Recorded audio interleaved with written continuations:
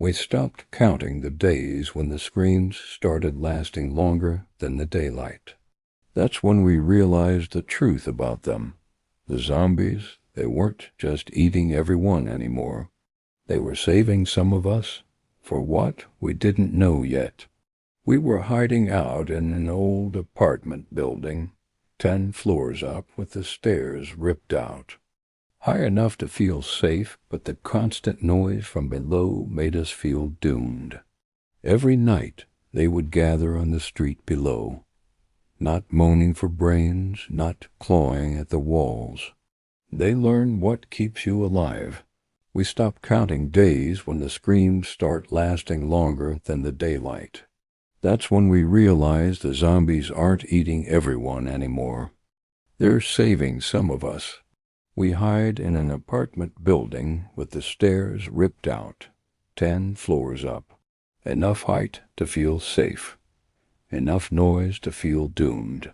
At night they gather below, not moaning, listening, hundreds of them, heads tilted, mouths open just enough to breathe. The first time it happens, it's an accident. A woman 2 floors down cuts her hand on glass. She wraps it tight, but blood still hits the floor. The smell spreads. Outside, every head turns at once. Then the building shakes. They don't rush the door. They wait all night. By morning, she's begging us to kill her before they come in. We don't. We can't. They climb. After that, we learn new rules. No crying. No bleeding.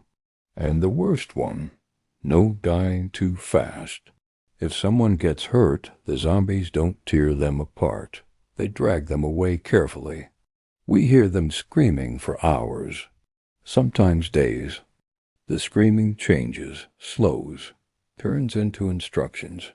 We realize what's happening when a bitten man is left alive outside our window.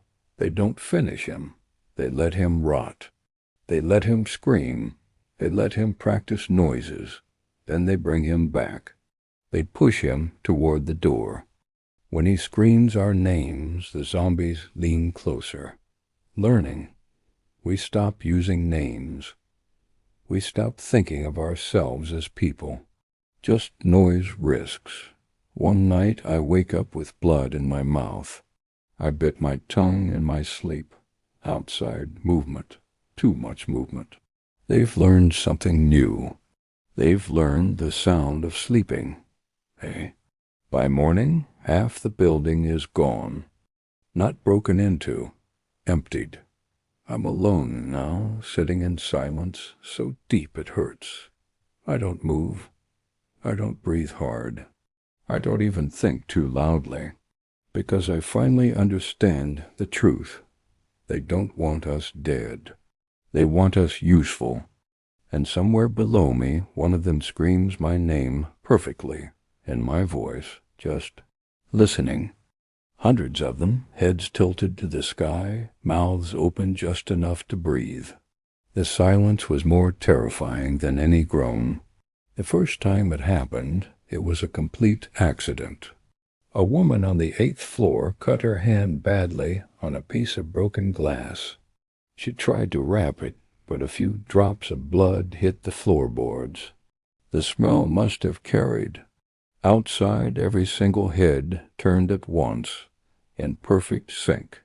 The entire building started to shake, but they didn't rush the doors. They just waited, all night. By morning, the woman was begging us to end it for her before they got in. We couldn't. They climbed. After that, we made new rules. No loud noises. No crying. No coughing. No bleeding. And the absolute worst one, no dying too fast. See, if someone got hurt, the zombies didn't tear them apart anymore.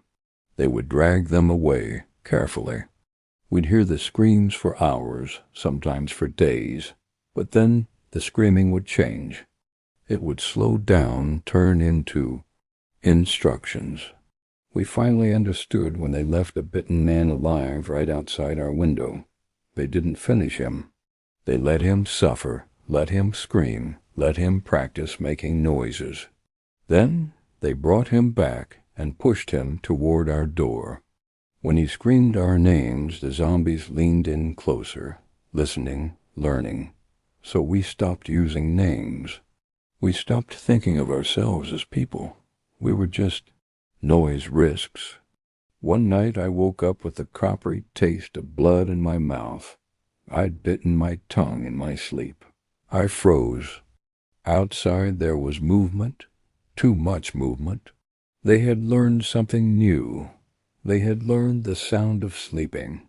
By morning, half the building was gone, not broken into, just emptied. I'm alone now, sitting in a silence so deep it physically hurts. I don't move. I barely breathe. I don't even let myself think too loudly, because I finally get it. They don't want us dead. They want us useful. And somewhere down below, I can hear one of them. It's screaming my name perfectly, in my own voice,